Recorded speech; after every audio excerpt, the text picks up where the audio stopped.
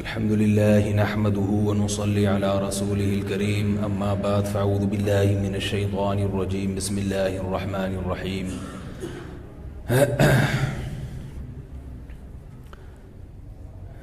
سفر سے پہلے جو بیان چل رہا تھا وہ حدیث کی تشریح چل رہی تھی، جس میں تھا کہ آپ صلی اللہ علیہ وسلم نے فرمایا کہ سبعۃ یظلھم اللہ فی ظلہ یوم لا ظل الا ظلہ، 7 آدمی وہ ہیں جن کو اللہ تعالیٰ اس دن اپنے سائے میں جگہ دیں گے جس دن اللہ کے سائے کے سوا کوئی سایہ نہیں ہوگا۔ تو ویسے تو سورہ ملک کی تفسیر چل رہی ہے، مگر چونکہ یہ حدیث درمیان میں آ گئی تھی تو اس میں پوری میں نے سوچا تھا کہ اس کی مکمل تشریح کر دوں۔ تو ان 7 میں سے چند کا بیان ہو چکا ہے، اس کو میں صرف نام ان کے ریپیٹ کر دیتا ہوں۔ امام عادل وشاب نشأ فی عبادت اللہ عز وجل، پہلا شخص وہ ہوگا جو امام عادل، جس نے حکومت کی عدل و انصاف کے ساتھ۔ شاب نشأ فی عبادت اللہ عز وجل، وہ نوجوان جس نے جوانی میں اللہ کی عبادت کی۔ رجل دعته امرأة ذات حسن وجمال فقال انی اخاف اللہ، وہ شخص جسے خوبصورت منصب والی عورت زنا کی دعوت دے اور وہ کہے کہ مجھے اللہ کا خوف ہے۔ رجلانی، کتنے نمبر ہو گئے یہ؟ 3۔ رجلانی یتحابان فی اللہ اجتمعا علیہ وتفرقا علیہ، وہ 2 لوگ جو صرف اللہ کے لیے ایک دوسرے سے محبت کرتے ہیں، اسی بنیاد پہ ملتے ہیں اور اسی پر جدا ہوتے ہیں۔ اس میں میں نے بتایا تھا کہ ابا سے محبت اور اماں سے محبت یہ بھی صرف کس کے لیے ہوتی ہے، اس کی میں تفصیل بتائی تھی۔ 4 آدمی ہو گئے۔ 5واں رجل قلبہ معلق بالمساجد، وہ شخص جس کا دل مسجد میں اٹکا ہوا ہو۔ کیا عجیب فصاحت ہے، یہ نہیں فرمایا کہ وہ شخص جو 24 گھنٹے مسجد میں رہتا ہو، نہیں آ رہی بات، کیونکہ 24 گھنٹے مسجد میں رہیں گے تو یہ رہبانیت ہے جس سے اسلام نے منع کیا ہے۔ 24 گھنٹے مسجد میں رہیں گے تو آلو پیاز ٹماٹر کون لے کر آئے گا؟ کیا خیال ہے؟ انڈے کون لے کر آئے گا؟ 24 گھنٹے مسجد میں وہی رہ سکتا ہے جس کے بیوی بچے نہ ہوں، یہ چیز خلاف سنت ہے۔ پچھلی امتوں میں رہبانیت تھی، وہ لوگ جنگلوں میں نکل جایا کرتے تھے اللہ کی عبادت کے لیے۔ اس امت میں رہبانیت ختم کر دی گئی۔ آپ صلی اللہ علیہ وسلم نے فرمایا لا رہبانیت فی الاسلام، اسلام میں رہبانیت نہیں ہے۔ ایک صحابی میدان جہاد میں گئے، سفر میں تھے، آپ صلی اللہ علیہ وسلم سے اجازت مانگی کہ میں کوئی ایسا عمل کروں جس سے مجھ میں قوت ختم ہو جائے، نکاح کی خواہش ختم ہو جائے، کیونکہ ان کے لیے سفر میں عورت سے دور رہنا بہت مشکل، نفس پہ قابو پانا بہت مشکل۔ تو آپ صلی اللہ علیہ وسلم نے منع کیا۔ عثمان ابن مظعون رضی اللہ تعالی عنہ، ان کی حدیث ہے، فرمایا نہانا رسول اللہ صلی اللہ علیہ وسلم عن التبتل، آپ صلی اللہ علیہ وسلم نے تبتل سے منع کیا، نکاح سے کنارہ کشی سے منع کر دیا۔ لو اجازنا لاختصینا، اگر آپ ہمیں اجازت دیتے تو ہم ایسی کوئی عمل کرتے جس سے ہمارے اندر یہ خواہش ختم ہو جائے۔ اور کیا فرمایا؟ تزوجو، حدیث میں آتا ہے ولا تکونوا کرہبان النصارى، نکاح کرو عیسائیوں کے پادریوں کی طرح، راہبوں کی طرح نہ بنو. یعنی اپنے آپ کو دین کی خدمت کے لیے، عبادت کے لیے وقف کر دینا. نکاح سے دور بھاگ کر کے بیوی بچے ہوں گے تو پھر ملازمت کرنی پڑے گی، کم بختوں کو کھلانا پڑے گا. دل میں یہی ہوتا ہے، سارا تو یہی کھا جائیں گے. نہ دل جمعی سے عبادت ہوگی، نہ تبلیغ میں وقت لگے گا، نہ خانقاہ میں محاسبے مراقبے ہو سکیں گے، نہ سلوک کے منازل طے ہو سکیں گے. اللہ اللہ بھی نہیں کرنے دیں گے بچے. خواتین بھی یہی سوچتی ہیں، بچے ہوتے ہیں تو کم بخت نماز نہیں پڑھنے دیتے. یہ ہوتا ہے نا خواتین کی سوچ، نماز پڑھو تو رو رہا ہے، تمیز سے نماز نہیں پڑھنے دیتے. یہ خواتین کو بہت شکایت ہوتی ہے. وہ ایسے ایسے تانے دیتی ہیں، کم بخت گلا دبا کے مار دوں گی جان سے. بچے جب روتے ہیں تو ماؤں کی جو دھمکیاں ہیں، وہ دھمکیاں چنگیز خان نے بھی اور ہلاکو خان نے بھی مسلمانوں کو نہیں دی. جو دھمکیاں مائیں اپنے بچوں کو دیتی ہیں، کتنی کم بخت نماز نہیں پڑھنے دیتے. اب رمضان کی آخری راتوں میں تو سب کچھ نہ کچھ عبادت کر ہی لیتے ہیں. خواتین جب عبادت کے لیے کھڑی ہوں تو بچہ وہاں سے ٹیں ٹیں ٹیں لگائی ہوئی ہے اس نے. وہ اطلاع آئی کہ وہ بستر سے گر گیا ہے، اطلاع آئی کہ وہ سیڑھیوں سے لڑک گیا ہے. پھر نماز پڑھنا مشکل، جلدی سے سلام پھیرا کہ بھئی رمضان میں عبادت بھی نہیں کرنے دیتے. تو خواتین کو بھی شکایت ہوتی ہے، یہ بچے تو نہ ہمیں دنیا کا چھوڑیں گے نہ آخرت کا. اور مردوں کو بھی شکایت ہوتی ہے، یار یہ بیوی بچوں کی ٹینشن پال لی، اچھے بھلے دین کا کام کرتے. جو دیندار ہیں ان کی بات کر رہا ہوں، جو دنیا دار ہیں ان کو تو دین کے کام عبادت سے کوئی واسطہ ہی نہیں ہے. وہ تو سمجھتے ہیں کہ یہ عیاشی میں رکاوٹ بن رہے ہیں، یہ نہ ہوتے تو ہم عیش و عشرت کی زندگی گزارتے. دیندار سمجھتا ہے کہ دین میں رکاوٹ بن رہے ہیں، دنیا دار سمجھتا ہے کہ دنیا میں رکاوٹ. دونوں کے نظریات 100% غلط. دنیا میں تو رکاوٹ بنتے ہی نہیں ہے. جو ذہنی سکون اللہ نے رکھا ہے اپنی اولاد میں، اپنے گھر بار میں، وہ ذہنی سکون کسی اور عیاشی میں اللہ نے نہیں رکھا. عیاشی جو شراب کباب زنا میں لگے ہوئے لوگ ہیں، ان کی عیاشی 2-4 منٹ کی ہوتی ہے، آدھے گھنٹے کی ہوتی ہے. اس کے بعد بے سکونی. جیسے شراب پینا والا جب شراب پیتا ہے تو وقتی سکون میں آتا ہے، اس کے بعد تھوڑی دیر بعد اس کی وہی کیفیت. ہیروئن کی ہیروئن کو دیکھ کے اگر کوئی یہ سمجھے کہ یہ سکون میں ہے تو اس سے بڑا بے وقوف دنیا میں کوئی ہوگا؟ ارے ابھی یہ سٹا لگا رہا ہے تو سکون میں ہے، تھوڑی دیر بعد دیکھنا جب اس کو سٹا نہیں ملے گا تو کیا حالت ہوگی. نہیں یاری میرا خیال ہے. ایسے ہی زنا اور شراب میں پڑنے والے جب تک اس عمل سے گزر رہے ہوتے ہیں وقتی لذت ہوتی ہے، اس کے بعد بے سکونی کے کانٹے. ہر وقت ان کو انٹرٹینمنٹ کے لیے کچھ نہ کچھ چاہیے. پھر ہر لذت کا انسان عادی ہو جاتا ہے، دل بھر جاتا ہے، پھر چاہتا ہے اس سے زیادہ چاہیے مجھے. اور اللہ نے دنیا ایک حد تک دی ہے ہر ایک کو، لامحدود دنیا. قارون اور فرعون کو نہیں ملی تو مجھے اور آپ کو کہاں سے ملے گی؟ قارون سے زیادہ کما سکتے ہیں. ان مفاتحہ لتنوء بالعصبۃ اولی القوہ. اللہ فرماتے ہیں اس کے خزانوں کی چابیاں جانور لے کے چلا کرتے تھے. خزانے کتنے ہوں گے، چابیاں اتنی تھیں. اور فرعون کو کیسی حکومت، کتنی عیاشی، لیکن انسان کی صحت ساتھ چھوڑنا شروع کر دیتی. آپ کتنی دولت رکھ لیں، آپ اپنی صحت کو بریک نہیں لگا سکتے کہ میں جتنا جوان ہوں یہیں رک جاؤں. بالآخر آپ نے بوڑھا ہونا ہے اور صلاحیتیں آہستہ آہستہ ختم ہونی. شراب پی لو جتنی مرضی پینا ہے، کب تک پیو گے؟ کچھ وقت کے بعد آپ کا جگر خراب ہو جائے. جیسے ہیروئنچی ہے نا، ہیروئن میں مزہ بہت زیادہ ہے، تباہی بھی اسی حساب سے. چرس میں مزہ کم ہے. میں نے نہ چرس پی کے دیکھی نہ ہیروئن پی کے دیکھی. کہیں آپ کہیں گے یار کیسی رپورٹیں پیش کر رہی ہے. لیکن چرسیوں کو بھی دیکھا ہے اور ہیروئنچیوں کو بھی دیکھا ہے. تو دیکھنے سے پتہ چلتا ہے زیادہ مزہ کس کو آ رہا ہے؟ ہیروئن جی کو آ رہا ہے، کیونکہ وہ بالکل ٹون ہو جاتے ہیں نا، بالکل ایسے چرسی پھر بھی تھوڑے سے نارمل رہتے ہیں، ان کو کم مزہ آتا ہے، تو ان کو کم مزہ آتا ہے، لہذا ان کی صحت کم تباہ ہوتی ہے، ہیروئن جی کی فوراً۔ تو اللہ نے بتا دیا گناہ جتنا مزے کا ہوگا اتنا جلدی برباد کرے گا، سمجھ رہے ہو؟ شراب بھی ایسا ہی ہے۔ تو ہر وقت ان کو انٹرٹینمنٹ کے لیے چیزیں چاہیے، انٹرٹینمنٹ کے لیے کچھ نہ کچھ چاہیے ان کو، تبھی بے سکون ہوتے ہیں۔ آپ دیکھ لیں گوروں کی زندگی، یہ جو اتنی تفریحات میں لگتے ہیں نا گورے۔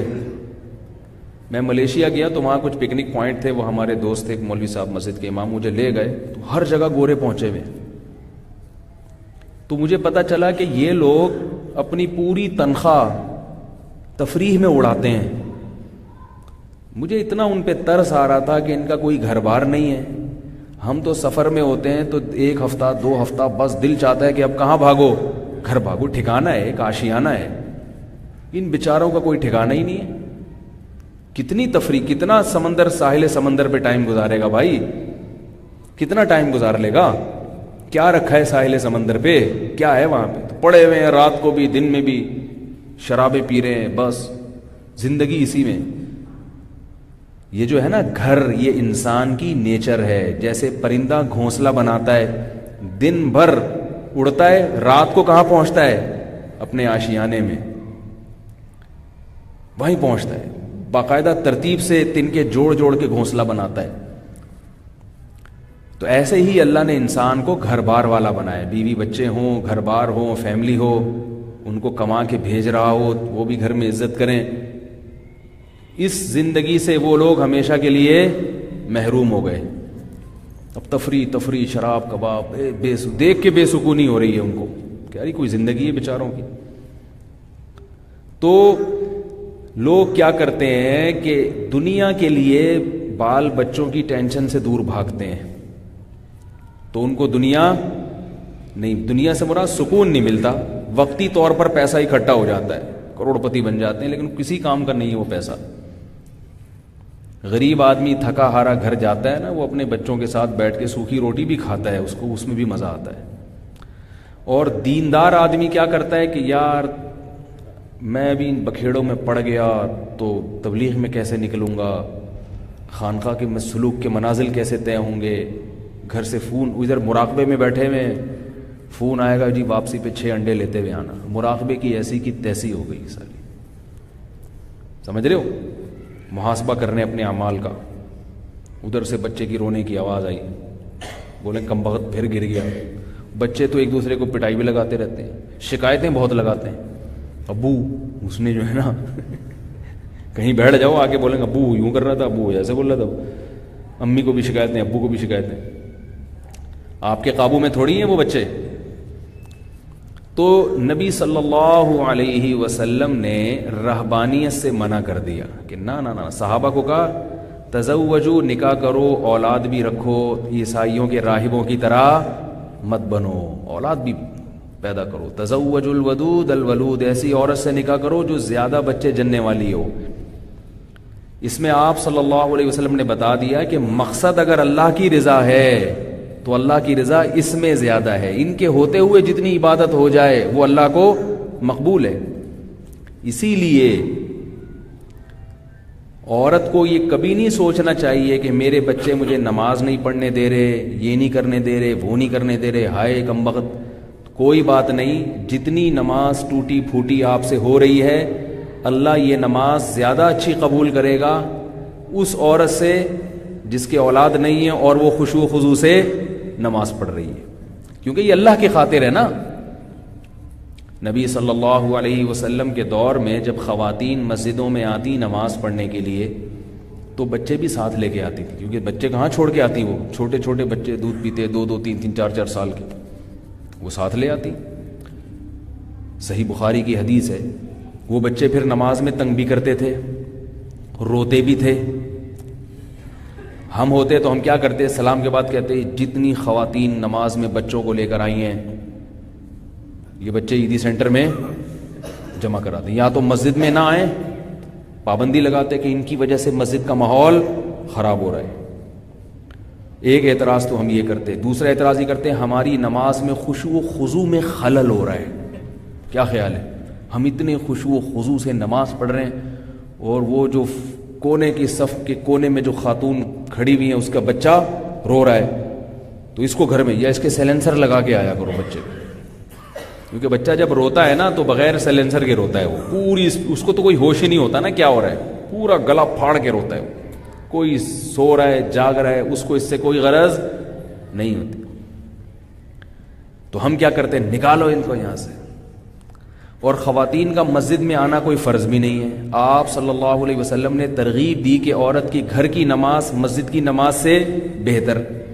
تو آپ تو یہ فرما سکتے تھے کہ بھائی تمہارے لیے جب مسجد میں آنا ضروری بھی نہیں ہے، ایک جائز کام ہے، تو اس جائز کام کے لیے سب کی نمازوں کو خراب کرنے کی کیا ضرورت ہے؟ نہیں آ رہی سمجھ میں. یہی فرماتے ہیں نا کہ بھئی چلو فرض واجب ہوتا تو ہم کہتے بھائی بچے تو چھوڑ کے آ نہیں سکتی، مجبوری میں فرض کام ہے. فرض بھی نہیں ہے جماعت سے، پھر بھی آپ صلی اللہ علیہ وسلم نے ان کو اپریشیٹ کیا. کیسے کہ جب کوئی بچہ روتا تھا اور ماں پریشان ہوتی تھی تو آپ اپنی نماز مختصر کر دیتے تھے. سمجھ رہے ہو کتنا خیال کیا بچے والی عورت کا کہ اپنی نماز مختصر کر دی کہ اس کو تکلیف نہ ہو، اس پہ پابندی نہیں لگائی. ہم ہوتے ہم کہتے تمہاری وجہ سے میں نماز مختصر کر رہا ہوں، میں تو خشوع و خضوع سے آج پڑھنے والا، تو میرا پورے سورہ رحمان کا موڈ تھا اور اس عورت کے بچوں نے چیپیں لگائی ہے، ٹیپیں ان کی وجہ سے ہم قل ہو اللہ پڑھ کے رکوع کر رہے ہیں. ہم تو یہ کرتے ہیں نا، ہماری تو نماز بھائی ہم نماز پڑھ رہے ہیں اور یہ کتنی رعایت کی کوئی بات نہیں. نہ پابندی لگائی مسجد میں آنے پر، نہ بچوں کے آنے پر پابندی لگائی، نہ ان کے رونے پر پابندی لگائی، اور نہ یہ کیا کہ اپنی نماز کو مکمل کیا، بلکہ نماز کو کیا کر لیا مختصر، اور حوصلہ افزائی کی. اس میں بہت ساری چیزیں سیکھنے کی. اس بات کی علامت ہے کہ آپ صلی اللہ علیہ وسلم بچوں والی عورت کی کسی بھی طرح سے حوصلہ شکنی پسند بولتے کیوں نہیں یار نہیں کرتے کسی بھی لحاظ سے، کوئی بات نہیں. یہی مطلوب ہے، ہم نماز مختصر کر لیں گے، تم بچے نہ بچے جننا چھوڑو اور نہ بچوں کی تربیت چھوڑو. مسجد میں آئے گی تو کہاں رکھ کے آئے گی بھائی وہ بچے، کہاں رکھ کے آئے گی وہ بچے؟ کوئی بات نہیں، لے آؤ ساتھ، ہم نماز مختصر کر لیں گے. کتنی ہو اس میں خواتین کو ترغیب ہے کہ بہت بڑی عبادت ہے اپنے بچوں کو پالنا، کیونکہ یہ نئی نسل تیار ہو رہی ہے. اسی میں علماء بھی پیدا ہوں گے، اسی میں مبلغین بھی پیدا ہوں گے، اسی میں تاجر بھی پیدا ہوں گے. ان تمام طبقے کا مسلمانوں کو فائدہ ہوگا. اگر مائیں بچے جننا چھوڑ دیں تو مسلمانوں کی نسل گھٹنا شروع ہو جائے گی، مسلمان ہر سطح پہ کمزور ہونا شروع ہو جائیں گے. یہ جو ہمارا ملک اتنا طاقتور ہے نا، پاکستان آبادی کی قوت کی وجہ سے پاورفل ہے. سعودی عرب کی فوج ہی نہیں ہے کیونکہ پبلک ہی نہیں ہے اس کے پاس آرمی بنانے کے لیے، اتنے افراد ہی نہیں ہیں. خیر یہ ایک الگ موضوع ہے. تو میں جو عرض کر رہا تھا کہ اگر خواتین کی نماز میں بچوں کی وجہ سے خشوع و خضوع نہیں ہوتا تو پریشان نہ ہوں، یہ سوچ لیا کریں کہ اللہ اسی نماز میں انشاءاللہ پورا اجر دے گا. اللہ کو یہ نماز پسند. ہمارے حضرت مفتی رشید احمد صاحب رحمہ اللہ تعالی جب تہجد پڑھتے تھے، حضرت کے 7 یا 8 بچے تھے، تو فرماتے ہیں چھوٹے بچے بعض دفعہ روتے تھے، فرماتے ہیں میں وہیں نماز پڑھتا تھا، وہاں سے جاتا نہیں تھا کہ بچے رو رہے ہیں نماز خراب ہو رہی ہے، نہ فرمایا وہیں. اس لیے کہ اللہ کی رحمت نازل ہوتی ہے بچوں کے رونے پر. فرمایا مجھے نماز میں اور مزہ آتا ہے جب بچہ رو رہا ہوتا ہے. جب بچہ رو رہا ہوتا ہے تو نماز میں اور مزہ آتا ہے اور اللہ کی طرف توجہ جاتی ہے. کل ہم بھی روتے تھے تو ہماری مائیں بھی ہمیں پالتی تھی نا. یار کیا سے سمجھا بھائی، آج جو بچہ رو رہا ہے تو کیا پہلی دفعہ رو رہا ہے وہ؟ آپ جب چھوٹے تھے تو آپ بھی روتے تھے نا، آپ کے ماں باپ نے بھی تو برداشت کیا تھا. یہ تو نہیں کہ گلا دبا کے پھینک دیا ہو کہ پھر یار کیا ٹینشن پال لی. جیسے آپ کے ماں باپ نے برداشت کیا اور ہمیں یہ زندگی ملی، تو ایسے ہی ہم نئی نسل کو اس کے رونے دھونے کو برداشت کریں گے، تحمل کے ساتھ، بردباری کے ساتھ. بچہ ہے روتا ہے کوئی مسئلہ نہیں، کبھی ہنستا ہے کبھی روتا ہے. جیسے بچے کے رونے پر انسان کو رونا آتا ہے، تو بچے کے جب کھلکھلا کے ہنستا ہے تو ایسا لگتا ہے جیسے ساری دنیا ہنس رہی ہے. بچے کی ہنسی بھی بڑی زبردست ہوتی ہے، ہنستا بھی فری سٹائل میں. ہم تو ہنسیں گے نا تو مجلس کے آداب کا خیال کریں گے، یار کوئی دیکھ تو نہیں رہا. بہت تمیز سے ہنسیں گے، بھئی کتنے دانت دکھانے ہیں، اور دانت صاف ہوں گے تو ہنسیں گے، ورنہ کہیں گے یار ابھی رہنے دو، بس مسکرانے پر گزارا کرو۔ بہت بچے میں یہ تکلفات نہیں ہوتے، بچہ فری اسٹائل ہنستا ہے تو ہے، نان اسٹاپ ہنستا ہے، یعنی وہ اس میں منافقت نہیں ہے بچے میں، جو اندر ہے وہی اس کے باہر ہے۔ تو اس لیے بچہ رو رہا ہو، تنگ کر رہا ہو، اور ایک جنرل نالج کی بات آپ کو بتا دوں کہ بچوں کے رونے پر زیادہ پریشان بھی نہ ہوا کہ ہائے پتہ نہیں کیا ہو گیا اس کو، ہائے پتہ نہیں، کچھ بھی نہیں ہوتا، رونے دو۔ بچوں کے لیے چیخ چیخ کے رونا ان کے پھیپھڑوں کے لیے بہت ضروری ہے۔ جو بچہ چیخ چلا کے نہیں روتا اس کے پھیپھڑے کمزور ہو جاتے ہیں، اور یہ اللہ نے اس لیے بھی رکھا ہے کہ آپ کے اندر برداشت پیدا ہو، تحمل پیدا ہو، کیونکہ جس آدمی میں برداشت نہیں ہے، جس عورت میں برداشت نہیں ہے، وہ دنیا کا کوئی کام نہیں کر سکتا، نہ وہ مرد کر سکتا ہے نہ عورت کر سکتی ہے۔ اپنے بچے ہی برداشت نہیں ہو رہے تو کیا کرو گے دنیا میں؟ اتنا چھوئی موئی بن کے زندگی گزارو گے نا، بالکل ہی ایسے بالکل چھوئی موئی بن کے ہائے اللہ ہوئی اللہ والی، تو دنیا میں کچھ نہیں کر سکتے۔ ہم نے بڑے بڑے علماء بزرگوں کو جنہوں نے دین کے بڑے کام کیے ہیں، ان کے انہوں نے بچوں کی ٹینشن بھی پالی ہے، بچوں کی ٹینشن بھی پالی ہے انہوں نے۔ حضرت ابو ہریرہ رضی اللہ تعالیٰ عنہ کے 19 بچے تھے، کیا یہ عیدی سینٹر نے پالے تھے؟ انہوں نے ہی پالے ہیں، اور دین کا کتنا کام کیا۔ خالد ابن ولید رضی اللہ تعالیٰ عنہ کتنے بڑے مجاہد، پوری آدھی دنیا فتح کی ہے، 40 بیٹے تو میدان جہاد میں شہید ہوئے ہیں ان کے۔ انس ابن مالک رضی اللہ تعالیٰ عنہ نے بہت علم پھیلایا ہے دنیا میں، بڑا کام کیا ان کا علمی۔ انس ابن مالک رضی اللہ تعالیٰ عنہ سے بہت ساری حدیثیں منقول ہیں۔ کوفہ میں، بصرہ میں حضرت انس ابن مالک درس دیا کرتے تھے۔ بچے بتاؤں کتنے تھے؟ نہیں بتاؤں؟ بتا دوں؟ صحیح بخاری کے مطابق فرماتے ہیں 120 بچے تو وہ ہیں جو میں اپنی زندگی میں دفن کر چکا ہوں، اور 100 بیٹے انہوں نے اپنی زندگی میں چلتے پھرتے دیکھیں، 100 بیٹے۔ کوفہ میں 4 آدمی ایسے گزرے جن کے 100 بیٹے انہوں نے اپنی آنکھوں سے دیکھے ہیں۔ دیکھے کا مطلب جو جوان ہو چکے تھے چلتے پھرتے، ان میں ایک انس ابن مالک بھی تھے۔ 4 بیویاں کے علاوہ باندیاں بھی ہوتی تھی، لیکن بچے تو ہو گئے نا، چاہے باندی سے ہو چاہے بیوی سے ہو، انہوں نے تو پال بھی لیے، سب کچھ ہو گیا۔ بچے خود تربیت کر رہے ہوتے ہیں ایک دوسرے کی۔ بچے زیادہ ہوتے ہیں، ماں باپ کا بوجھ ہلکا ہو جاتا ہے، کیونکہ وہ خود ایک دوسرے کو سنبھال لیتے ہیں۔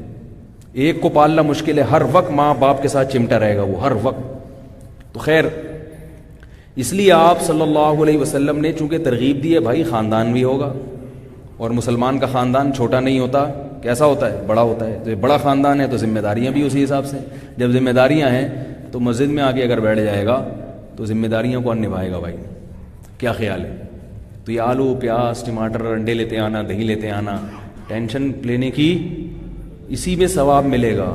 جو آدمی، امام احمد ابن حنبل فرماتے ہیں رحمہ اللہ تعالی کہ ایک شخص جو کمارا چھڑا چھاڑ ٹینشن فری، سمجھ رہے ہو نا، وہ فرماتے ہیں کہ وہ عبادت میں زندگی گزار رہا ہے، 24 گھنٹے اللہ اللہ کرتا ہے۔ دوسرا وہ شخص ہے جو فرائض واجبات پورے کر رہا ہے اور بچوں کی تربیت نگرانی میں پریشان رہتا ہے۔ غربت ہے، بچے روٹی مانگتے ہیں تو اللہ سے ہاتھ پھیلاتا ہے کہ اللہ رزق نہیں ہے میرے پاس، ان کا پیٹ کیسے بھروں۔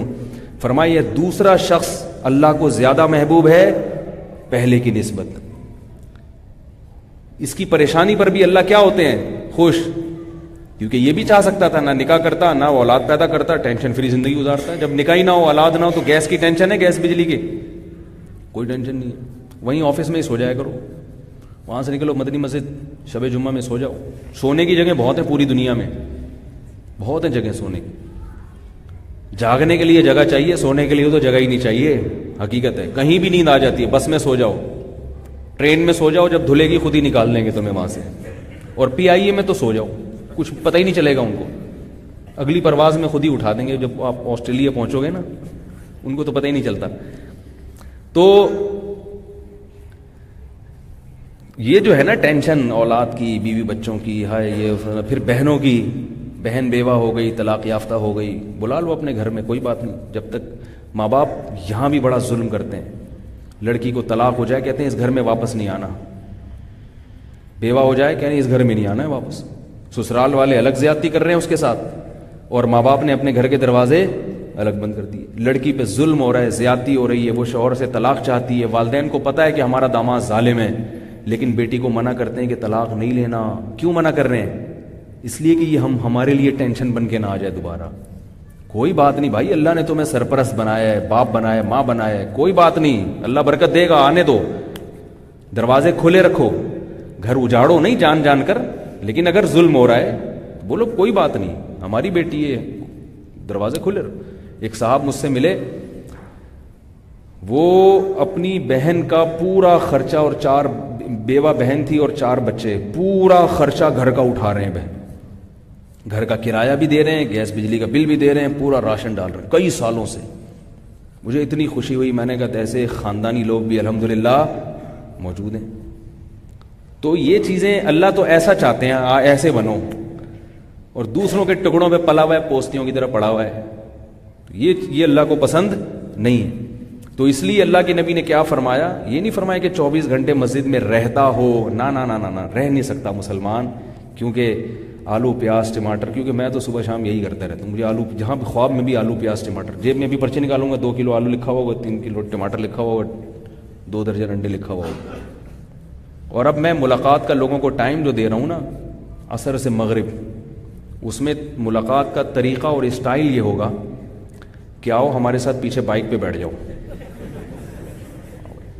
چلو انڈے لینے چلتے ہیں, گپ شپ بھی ہو جائے گی, آدھے انڈے آپ اٹھا لینا, آدھے آگے لٹکا دیں گے, کیا خیال ہے؟ تو صرف اس سے مستثنا ان لوگوں کی ہے جو بڑے بزرگ لوگ ہیں, کوئی بعض دفعہ کوئی بڑے عالم آ گئے, ان کو مستثنا کیا ہوا, ورنہ اب جو بھی مجھ سے ملاقات کے لیے آئے گا تو یہ دماغ میں رکھے کہ بائک پہ پیچھے بیٹھے گا اور آلو پیاز ٹماٹر ہمارے ساتھ خریدنے جائے گا. اس دوران جو گپ شپ ہو گئی تو ہو گئی, کیا خیال ہے؟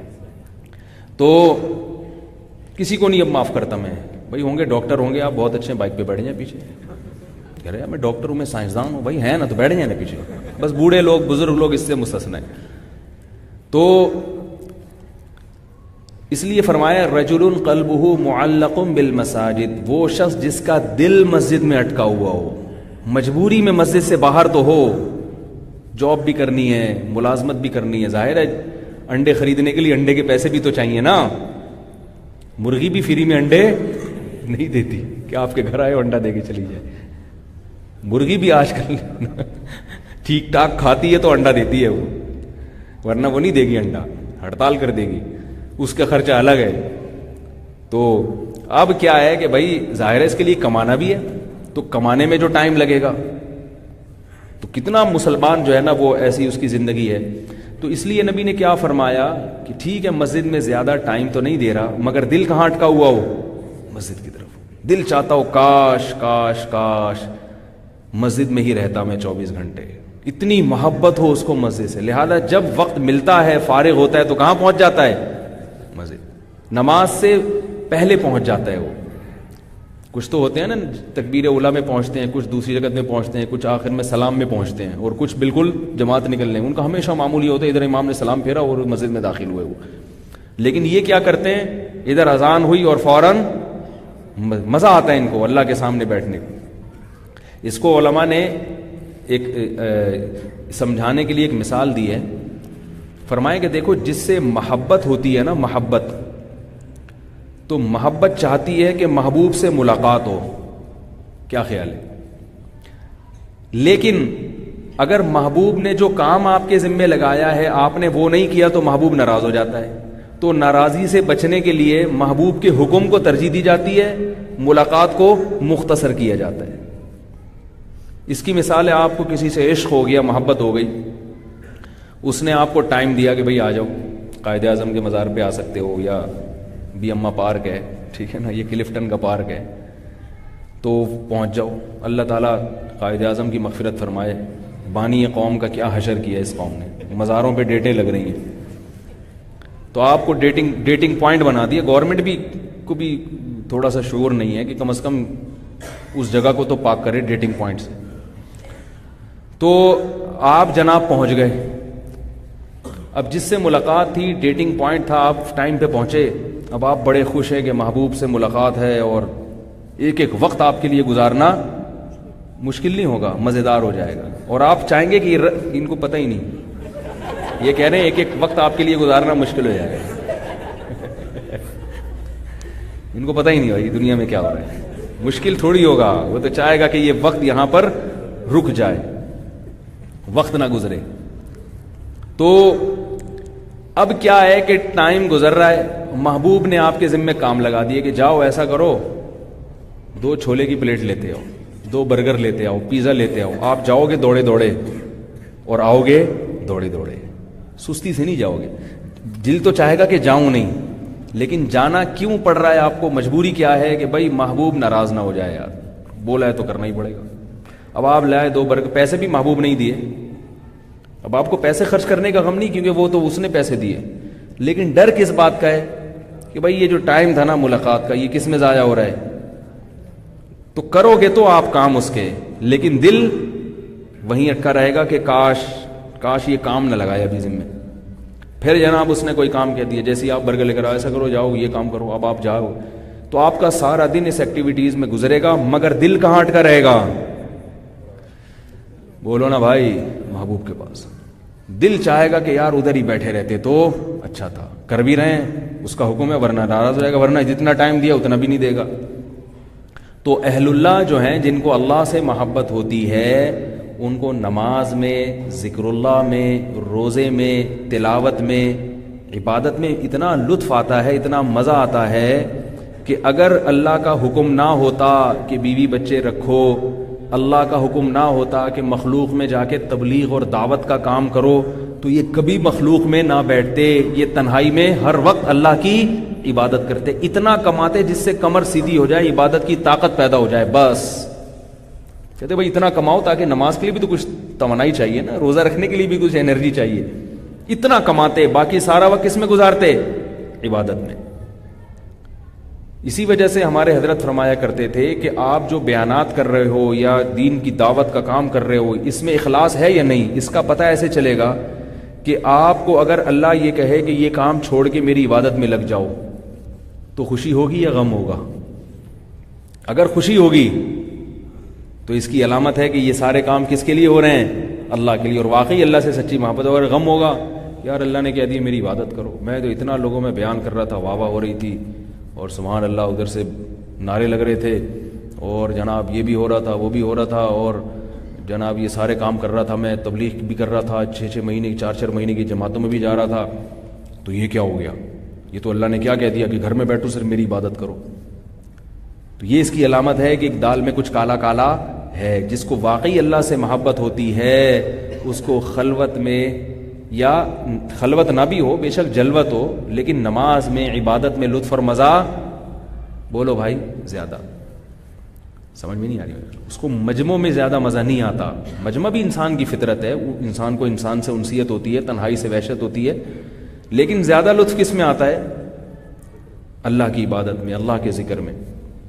اور آج کل آپ حالات دیکھ لیں, پبلک کے سامنے تو رو رہے ہیں. آج کل سارے خطیب نہیں, بعض خطیبوں کو دیکھا ہے پبلک کے سامنے تو نبی کی یاد میں فجر کی نماز بول, جان کر نہیں پڑھتے.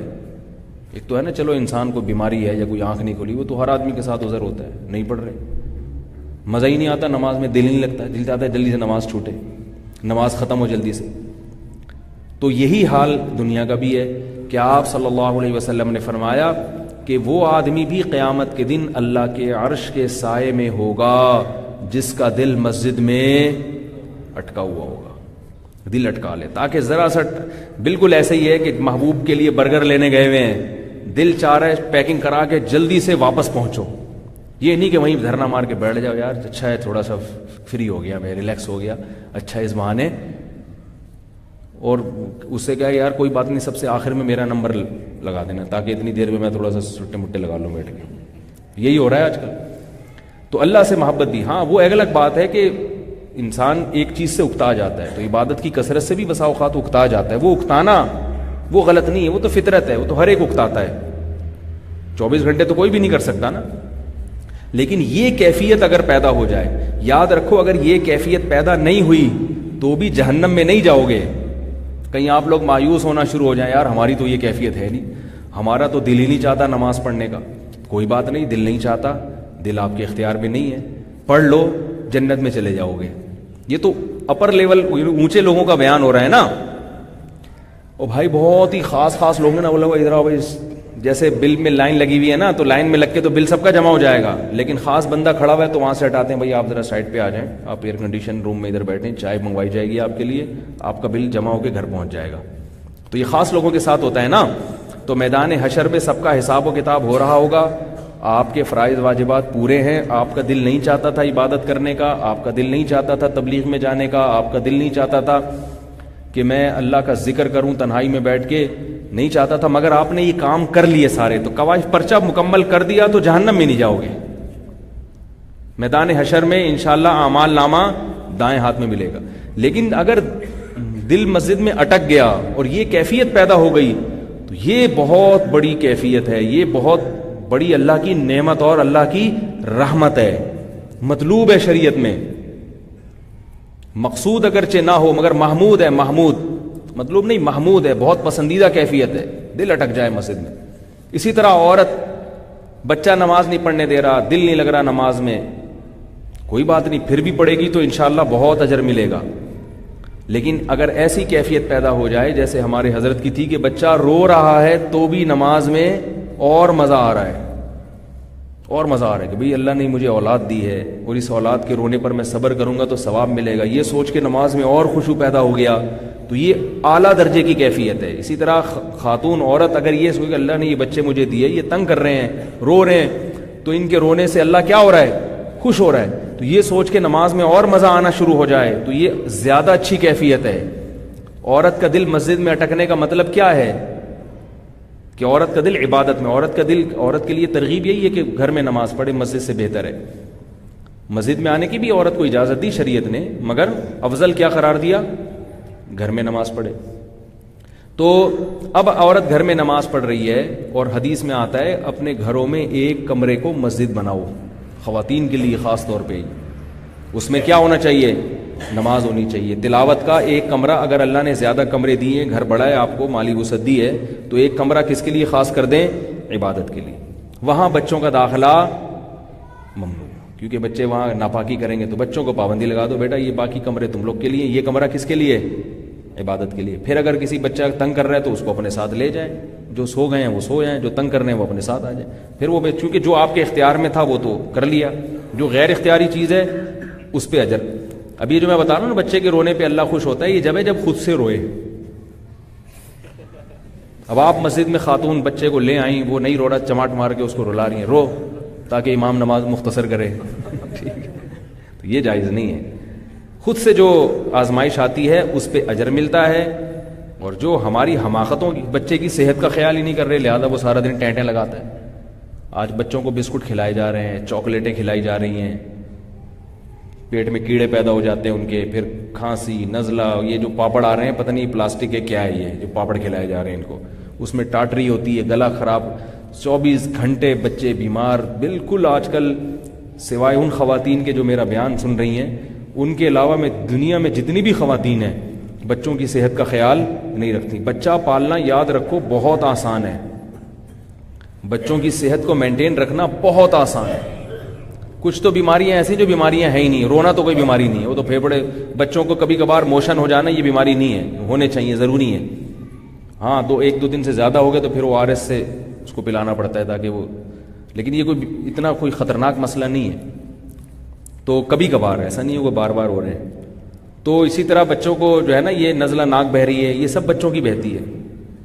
بچپن میں تو یہ اتنی نارمل چیز ہوتی تھی, ہم دیکھتے تھے بچوں کی ناکیں, بچے جو ہے نا 24 گھنٹے سڑ کرتے ہی رہتے ہیں, چلتا ہے, یہ اتنا مسئلہ نہیں ہے. بچوں کو اللہ نے بہت فلیکسیبلٹی رکھی ہے ان میں, گرتے ہڈی نہیں ٹوٹتی ان کی, مڑ جائے گی ٹوٹے گی نہیں, کیونکہ اللہ نے ان کو اسی حساب سے, اللہ کو پتا ہے نا یہ سب کچھ الٹی سیدھی چیزیں بھی کھائے گا, یہ پتہ نہیں کیا کرے گا. تو بچوں کی صحت کا اگر خیال کرنا ہے 2-4 کام کر لیں, ان کی خوراک پہ کنٹرول کر لیں بس. ان کو دکان سے کوئی چیز مت کھانے دیں, نہ بسکٹ نہ چاکلیٹ. ایک چھوٹا سا واقعہ سنا دوں, موضوع تو نہیں ہے لیکن بات آ گئی ہے, اجازت دیں آپ. ہمارے ایک دوست ہیں, ان کا بچہ بیمار ہوا اور اس کو دماغی بیماری ہو گئی. دماغی بیماری یہ ہو گئی کہ وقت سے پہلے دماغ کی گروتھ زیادہ ہو گئی, یعنی جیسے بچہ چھوٹا ہوتا ہے مگر باتیں بڑوں والی شروع کر دی, تو یہ بیماری ہے. اس کو جناب وہ لے کر گئے ہاسپٹل کہ بھئی اس کا علاج ہوگا, تو ڈاکٹر نے بتایا کہ آپریشن ہوگا. آپریشن کے لیے بے ہوش کر رہے ہیں تو ہو ہی نہیں رہا بے ہوش کر رہے ہیں تو بے ہوشی کا انجیکشن اثر نہیں کر رہا، اس کا دماغ اتنا بیدار ہو گیا کہ اثر نہیں کر رہا، بڑی مصیبت ہو گئی۔ انہوں نے بتایا اس کو کسی سائیکیٹرک کے پاس لے کر جائیں، سائیکیٹرک کے پاس لے کر گئے، اس نے دوائیاں لکھ کے دے دیں، سائیکیٹرک کے پاس گئے، ایک دفعہ دوائیاں شروع کر دی تو موت تک مصیبت میں آ گئے۔ تو انہوں نے کہا کہ ڈاکٹر صاحب یہ دوائیاں آپ نے شروع کرا دی ہیں، یہ تو مجھے پتہ ہے نشے کی دوائیں ہوتی ہیں، سوتا رہے گا، اور ابھی اتنا عمر ہے بچے کی، 7 سال کا بچہ تھا وہ، یہ تو بڑی مصیبت ہو گئی۔ تو ڈاکٹر نے کہا میرے پاس تو اس کے علاوہ کوئی حل نہیں ہے۔ انہوں نے کہا نہیں ڈاکٹر صاحب کوئی اور علاج بتاؤ۔ تو ڈاکٹر نے کہا کہ ایک علاج ہے مگر آپ اس پر عمل کریں گے نہیں، کوئی بھی نہیں کر سکتا۔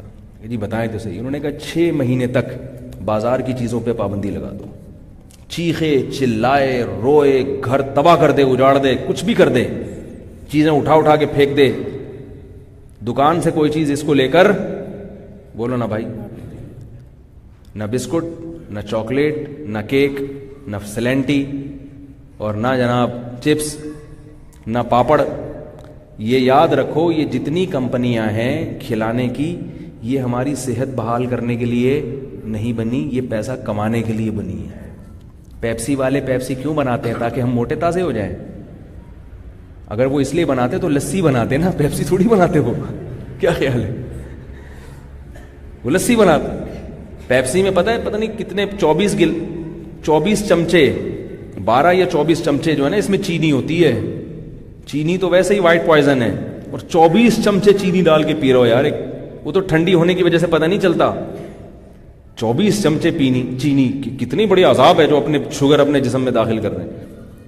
اور کیفین الگ ہے اس میں، سب سے زیادہ کیفین ڈیو میں ہے، ڈیو میں کڑک سی تیز دودھ پتی پینے سے وہ کیفین نہیں آتی جو ایک ڈیو پینے سے آ جاتی ہے۔ اتنی زیادہ کیفین جب باڈی میں جائے گی تو وہ وقتی طور پر تو بڑا زبردست اچھل رہا ہے، ایسے ہی جیسے کوئی سٹا لگا کے کیسی طاقت آتی ہے، مگر وہ سٹے کی طاقت ہوتی ہے، وہ حقیقی طاقت تھوڑی ہوتی ہے، وہ تباہ کر رہا ہے اندر سے باڈی کو، تیزابیت الگ پیدا، بہت سارے اس کے نقصانات ہیں، بھی کیا میں اس پہ بات کروں۔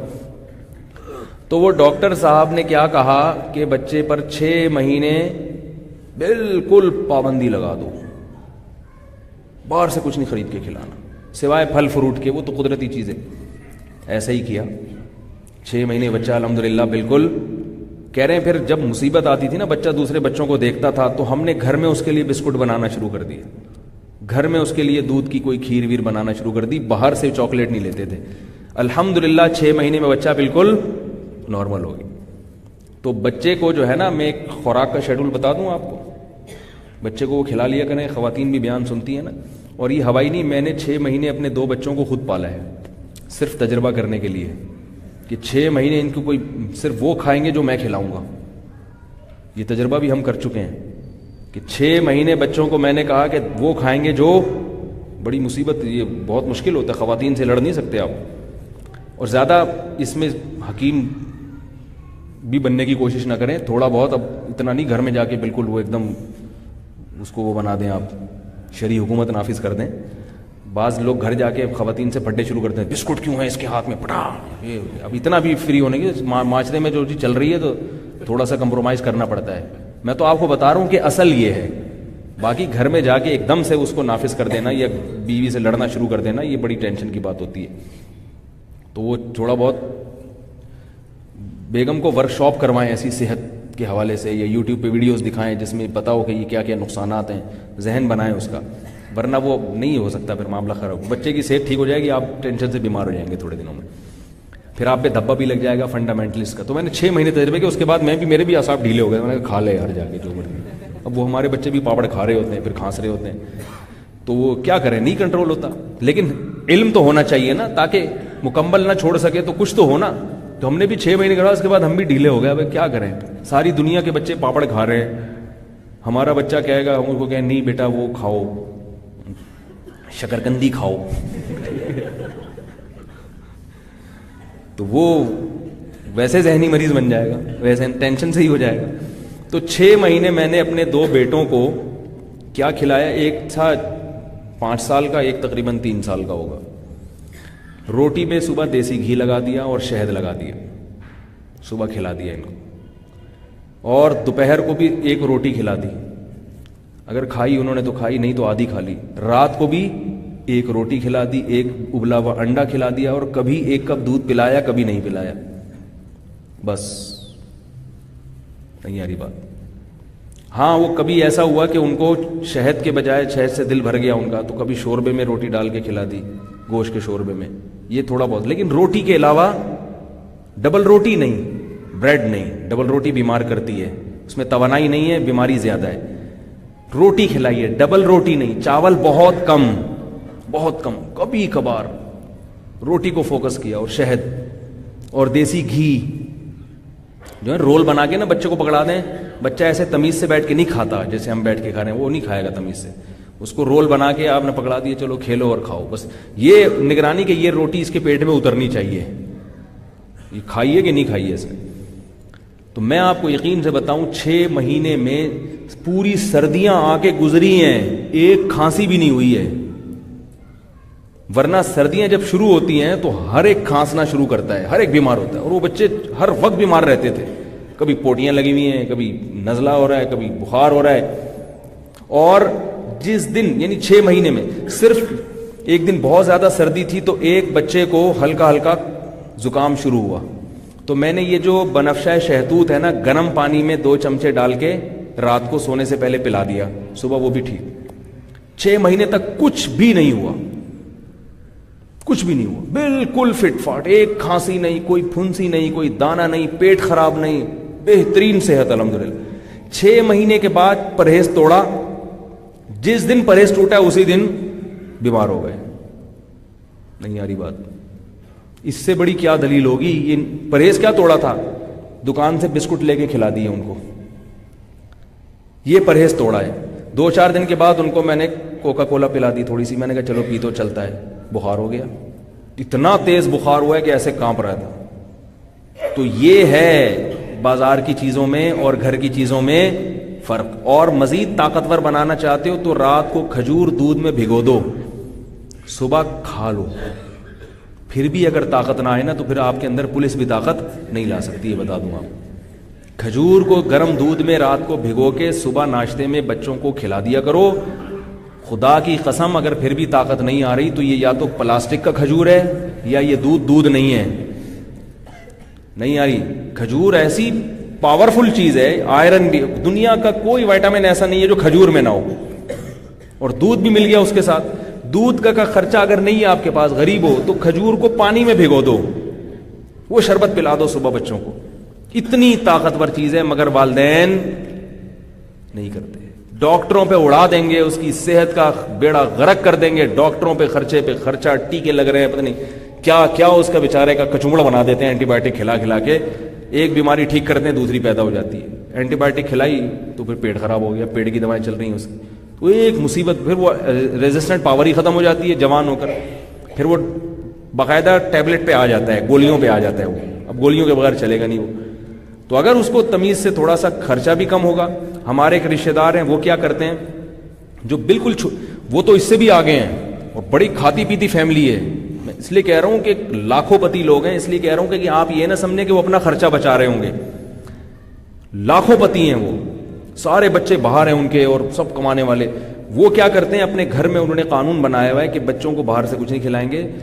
جب بچہ 6 مہینے کا ہوتا ہے نا، ماں کی فیڈ سے ٹھوس غذاؤں پر آتا ہے، تو بھی سیریلیک نہیں کھلاتے. وہ روٹی کو گرینڈ کرتے ہیں گرینڈر مشین میں، سمجھ رہے ہو، اور اس میں گرم دودھ ڈال کے نرم کر دیا. یہ تھوڑا تھوڑا اس کو کھلانا ہے. روٹی پہ آئے گا بچہ ڈائریکٹ، یا کیلا کا کھلا دیا، روٹی کھلا دی. سیریلیک نہیں، سیریلیک نہیں. سیریلیک میں پاور بالکل، ذائقہ اتنا اچھا ہوتا ہے کہ بچے کو چسکا لگ جاتا ہے، پھر وہ روٹی نہیں کھاتا. اور طاقت اور توانائی بالکل بھی نہیں. ایسے پروسیس سے گزارا جاتا ہے، اس میں کچھ بھی نہیں رہتا الا ماشاء اللہ، سوائے جو تھوڑا سا اس میں شکر ہے. تو ڈائریکٹ کس پہ لے آؤ. پٹھانوں کے بچے دیکھیں کتنے طاقتور ہوتے ہیں، اس لیے کہ یہ دودھ سے ڈائریکٹ کس پہ آتے ہیں، روٹی پہ. پٹھان کیا کرتا ہے، میں نے ہمارے ایک پٹھان آگے ٹھہرے ہوئے اپنے بیوی بچوں کے ساتھ، پشاور سے آئے تھے، میرے دوست تھے. میں نے کہا چلو 2-3 دن یہاں ٹھہر جائیں. بڑے بھائی ان کا بچہ میں نے دیکھا، اتنے کلائیاں اس کی، اور اتنا چھوٹا سا تھا. میں نے کہا تو پورا آدمی لگ رہا ہے مجھے یہ. میں نے کہا یہ 4 سال کا پورا آدمی لگ رہا ہے مجھے، 4 سال کا، کہ یہ کہیں ایسا تو نہیں قد چھوٹا ہے. انہوں نے کہا نہیں ہے بھی 4 سال.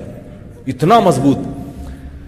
میں نے کہا اس کو آپ نے کیا کھلایا؟ انہوں نے کہا دودھ ماں کا جب پیتے ہیں تو اس کے بعد ہم اس کے ہاتھ میں روٹی پکڑا دیتے ہیں, اسی روٹی کو چوستا رہتا ہے, چوستا رہتا ہے, چوستا رہتا ہے. اور پھر کیا کرتے ہیں جب کھانا کھا رہے ہوتے ہیں تو ہڈی پکڑا دیتے ہیں, بڑے گوشت کی ٹھنڈی کر کے ہڈی پکڑا دی, ہڈی کو چوستا رہتا ہے اور اسی میں سے گودا نکال کے یا اس کی جو بھی وہ سارا دن پکڑ کے نا اسی کو چوستا رہے گا ہڈی کو. یہ کھلاتے ہیں. میں نے کہا سیریلیک پتہ ہی نہیں, کہہ رہے ہمیں کیا پتہ سیریلیک کیا ہوتا ہے. کہہ رہے ہیں وہی روٹی چوس اس کے پھر چبانا سیکھتا ہے, پھر اسی کو نگلنا سیکھتا ہے.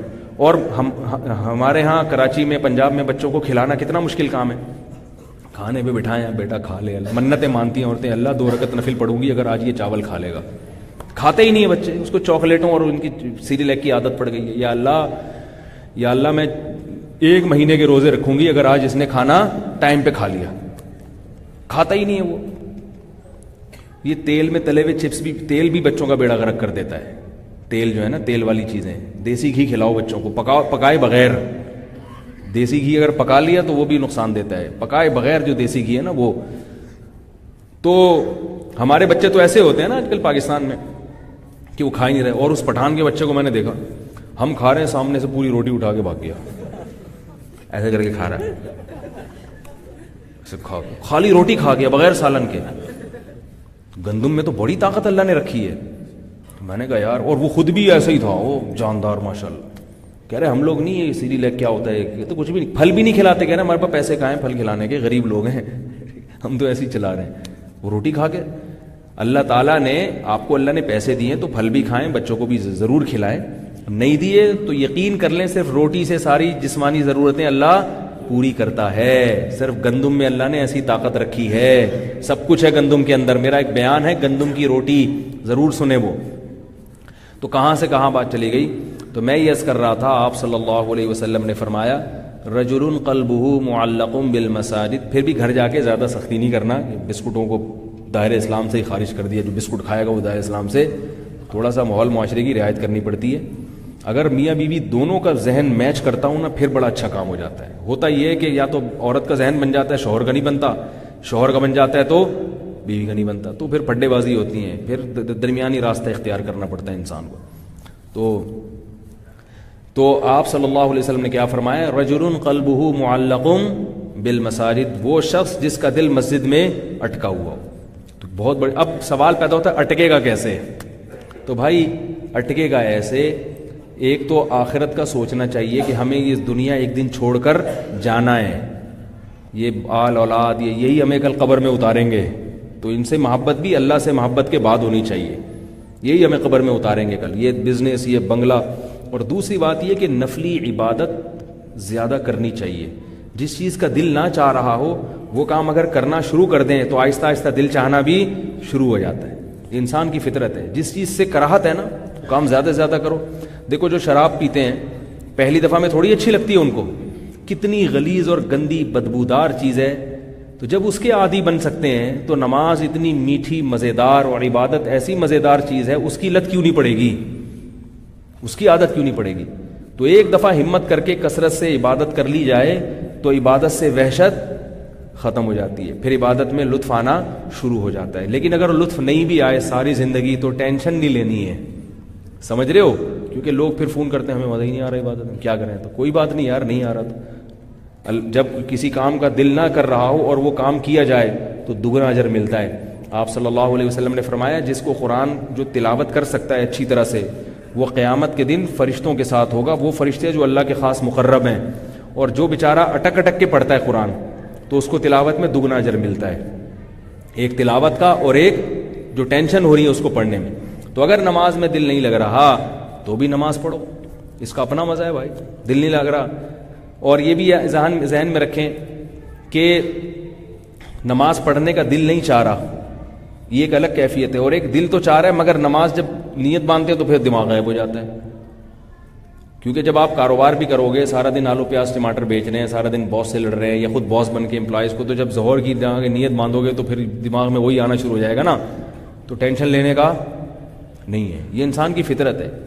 جو ہمارا کام ہے وہ ہم اپنی ذمہ داری پوری کریں, جو چیز ہمارے اختیار میں نہیں ہے اس پہ پریشان مت ہوں.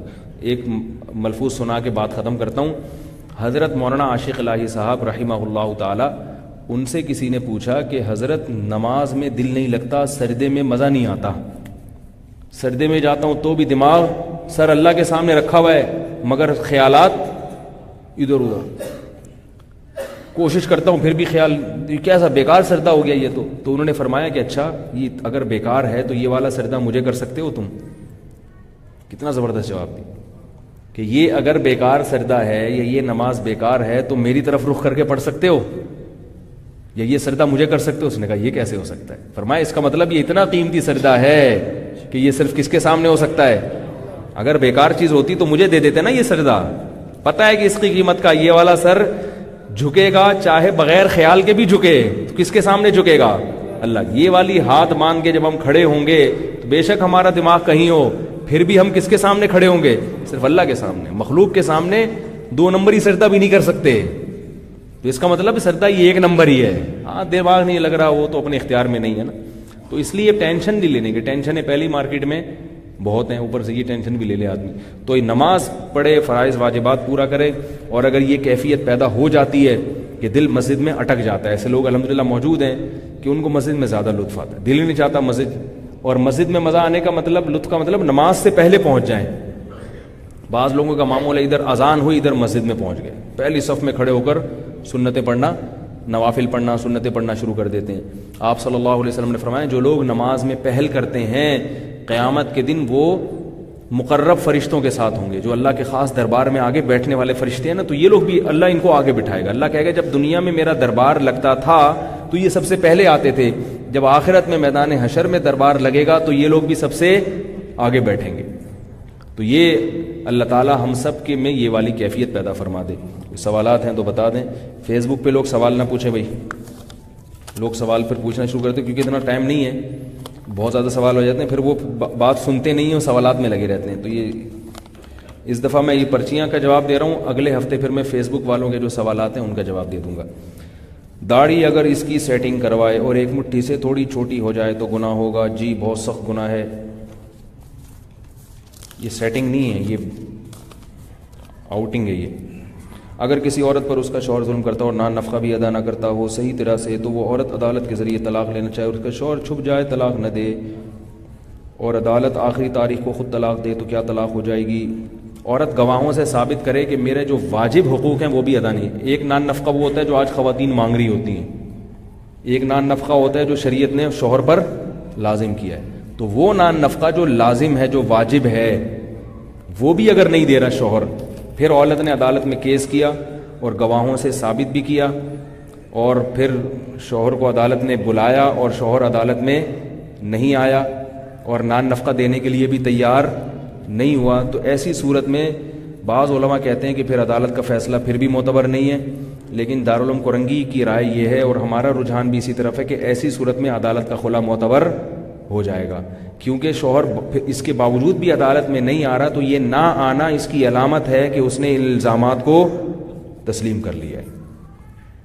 اور جب شوہر الزامات کو تسلیم کرے پھر بھی حقوق ادا کرنے پر نہ کرے جان، تو یہ ضدی اور ہٹ دھرم ہے، متعنت ہے. متعنت کا مطلب سب کچھ ہوتے ہوئے بھی بس نہیں، بس اڑی ہے. تو جب اڑی ہے تو پھر ایسی صورت میں عدالت شوہر کے قائم مقام بن کے نکاح کو ختم کر سکتی ہے. لیکن اس میں خواتین عدالتوں میں جھوٹ بہت بولتی ہیں، سب نہیں جو بیان سن رہی ان کے علاوہ.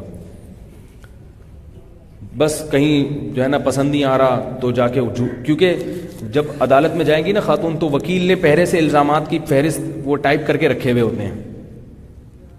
پورا عدالت میں آپ جیسے ہی جائیں گے نا، کوئی خاتون جائے گی کہ بھئی مجھے شوہر سے خلا لینا ہے، تو وکیل کہتا ہے اچھا یہ ہے، یہ الزامات ہیں، بے تحاشا مارتا پیٹتا ہے سگریٹ سے، پوائنٹ نمبر 2 وہ پہلے سے اس نے ٹائپ کر کے رکھا ہوا ہوتا ہے، خرچہ نہیں دیتا. اور جتنے جو دنیا میں بدترین شوہر کوئی ہو سکتا ہے نا، تو سارا الزامات وہ پورے ٹائپ ہوتے ہیں، اس سے کہتے ہیں بس آج میں سگنیچر. وہ عورت کو پتہ بھی نہیں ہوتا کیا لکھا ہوا ہے انگلش میں. ہمارا عدالتی نظام تو اردو میں ہے ہی نہیں، لوگوں کو پتہ ہی نہیں ہو کیا رہا ہے. تو بھائی کم از کم عدالت کا نظام تو اردو میں ہونا چاہیے، پبلک کو پتہ تو چلے. اورنگی ٹاؤن کا بندہ جا رہا ہے، لیاری کا بندہ جا رہا ہے، اسے کیا پتہ کہ کیا لکھا ہوا ہے. کامن سینس کی بات ہے. غلامانہ ذہن کی انتہا دیکھو. قوم جو زبان سمجھ نہیں رہی ہے، قوم کا اکثر طبقہ اس زبان میں وہ مقدمات دائر کر رہی ہے. تو خواتین کو پتہ بھی نہیں ہوتا انگلش میں کیا لکھا ہوا ہے. اس میں لکھا ہوتا ہے سگریٹ جلاتا ہے, مارتا پیٹتا ہے, مہر بھی نہیں دیا, اتنے پیسے کھا گیا, لگا بندہ ان کا حساب ہے. اور وکیلوں کو تو آپ کو پتہ ہے کہ جنت میں جانے کا شوق ہی نہیں ہے, الا ماشاء اللہ جو میرا بیان سنتے ہیں, جو یہ والا بیان سن رہے ہوں گے. پیدا ہوا وکیل تو شیطان نے کہا, علامہ اقبال کا شعر ہے, پیدا ہوا وکیل تو شیطان نے کہا, لو آج میں بھی صاحب اولاد ہو گیا. پیدا ہوا وکیل تو شیطان نے کہا, لو آج میں بھی صاحب اولاد ہو. تو وہ اور بڑا چڑھا کر اس کو, تو واقعی ظلم کر رہا ہو, جو ظلم کر رہا ہے وہی لکھیں. اگر عورت نے جھوٹا کیس کر کے خلا لیا تو وہ خلا, بعض دفعہ مفتی فتویٰ دے دیتے ہیں کہ یہ خلا ہو گیا, کیونکہ مفتی کے سامنے تو وہ پوری صورتحال نہیں ہوتی, لیکن عورت کے لیے پھر بھی حلال نہیں ہے کہیں اور نکاح کرے وہ. بھائی رسول اللہ صلی اللہ علیہ وسلم کا نماز جنازہ کس نے پڑھایا اور نماز جنازہ ہوئی تھی یا نہیں؟ نبی کا نماز جنازہ نہیں ہوا, اس لیے کسی نے بھی نہیں پڑھایا. آپ صلی اللہ علیہ وسلم پر درود و سلام پڑھا گیا ہے, صحابہ کرام جاتے تھے درود و سلام پڑھ کے واپس آ جاتے تھے. کیوں نہیں ہوا, اس میں کیا حکمتیں تھیں, یہ الگ موضوع ہے. گھٹنے میں درد کی وجہ سے, یہ شاید کسی نے پوچھا اس لیے کہ وہ ایک بڑے عالم ہیں, انہوں نے کہیں بیان میں کہا کہ اللہ نے نماز جنازہ پڑھایا. یہ لوگ سوال مجھ سے بہت لوگوں نے کیا, تو ایسی کوئی روایت نہیں ہے کہ جس میں آتا ہو کہ اللہ نے نماز جنازہ پڑھایا, کوئی مستند روایت نہیں. باقی دیکھو کوئی بڑے عالم, کوئی بزرگ عالم اگر کوئی غیر مستند روایت بیان کر دیں تو بس اتنا بتا دینا چاہیے کہ یہ روایت مستند نہیں ہے. اس بیس پر کیچڑ اچھالنا اور کسی پہ طنز کرنا, یہ طریقہ ہمارے اسلاف کا, اکابر کا, بزرگوں کا نہیں ہے اور ہے بھی شریعت کے خلاف. جی کب ہے, کون کرے گا, کیا وزٹ ہوگا, کون لوگ جائیں گے؟ بھائی یونیورسٹی کے اسٹوڈنٹس کے لیے ہم نے جامعۃ الرشید کے وزٹ کا ایک انتظام کیا 31 تاریخ کو. اس سلسلے میں آپ یہ عثمان بھائی سے مل لیں. جو یونیورسٹی کے کراچی کے طلباء ہیں ان کو جامعۃ الرشید کا وزٹ کرا رہے ہیں, ویسے ہی جنرل نالج کے لیے, ٹھیک ہے. تو جو حضرات وزٹ کرنا چاہیں وہ عثمان بھائی سے رابطہ کر لیں. گھٹنے میں درد کی وجہ سے کرسی پہ بیٹھ کر نماز پڑھنے کہا ہے, تو کس طرح پڑھیں اور سجدہ کس طرح کریں؟ گھٹنے میں درد ہے تو زمین پہ بیٹھ کے پاؤں سیدھے کر لیں قبلے کی طرف. کرسی پہ نماز پڑھنے میں بہت ساری قباحتیں ہیں, یہ طریقہ خلاف سنت ہے. اس پر میں ایک مستقل بیان کر چکا ہوں, ابھی وقت کم ہے ورنہ بتاؤں گا کرسی میں فسادات کیا کیا ہیں. ابھی کرسیاں آئیں تو میزیں بھی آئیں گی, پھر چائے کہ وہ بھی چلیں گے دور, پھر بستر بھی لگیں گے, بیڈ بھی ہوں گے. امام صاحب آ کے اپنے بستر پہ سو جائیں گے, بولیں گے جب ٹائم ہو تو مجھے اٹھا دینا, پبلک پیچھے اپنا سو رہی ہوگی. کیا بات, عجیب سا حساب بنتا جا رہا ہے. یہ کرسیاں بہت شدید مجبوری ہو کہ نیچے بیٹھنا ممکن ہی نہ ہو پھر کرسی کا استعمال کریں, ورنہ کرسی کا ہمیشہ سے معذور آتے ہیں تو زمین پہ بیٹھیں. ٹیک لگا لیں, اگر ٹیک لگانا مشکل تو اپنے, آج کل تو ایسی وہ فولڈنگ جو پائی کے بغیر ہوتی ہیں وہ بولتی ہیں, لیکن پھر بھی اگر بعض لوگوں کے لیے واقعی زمین پہ بیٹھ کے اٹھنا ناممکن ہو جاتا ہے ان کے لیے, وہ مجبور ہیں, ورنہ عام حالات میں ایسا نہ کریں. قضاء عمری رسول اللہ صلی اللہ علیہ وسلم اور صحابہ کرام سے ثابت ہے. آپ صلی اللہ علیہ وسلم سے عمر بھر کی نمازیں قضا ہی نہیں ہوئی ہیں, تو قضاء عمری کہاں سے ثابت ہوگی؟ آپ سے جتنی نمازیں قضا ہوئیں, چاہے وہ جان بوجھ کر ہوئیں یا بھولے سے ہوئیں, ان کی قضا ثابت ہے. اس لیے جو لوگ کہتے ہیں کہ قضاء عمری کے ثبوت پر کوئی حدیث لے کر آؤ, یہ بالکل غلط قسم کا مطالبہ ہے, جاہلانہ مطالبہ ہے. جو شخص دعویٰ کرتا ہے دلیل اس کے ذمے ہوتی ہے. نبی سے غزوہ احد میں 4 نمازیں قضا ہوئیں, کیونکہ اس وقت نماز کا طریقہ معلوم نہیں تھا. آپ نے پہلے ان کی قضا پڑھی ہے, پھر اگلی نماز پڑھی ہے. سفر میں آپ صلی اللہ علیہ وسلم کی آنکھ نہیں کھلی اور فجر قضا ہو گئی, تو آپ نے قضا پڑھی ہے. سمجھ رہے ہیں؟ تو جو لوگ کہتے ہیں کہ نمازیں جب زیادہ ہو جائیں تو وہ بغیر قضا کے معاف ہو جاتی ہیں صرف توبہ سے, ان کے ذمے ہے کہ وہ بتائیں کہ کون سی حدیث میں ہے کہ ایک دن کی نماز تو بغیر قضا کے, ایک دن کی نماز تو قضا پڑے بغیر معاف نہیں ہوگی اور 1 سال کی بغیر قضا کے معاف ہو جائیں گی.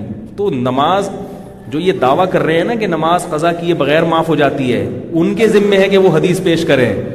الٹا ہم سے حدیث مانگ رہے ہیں.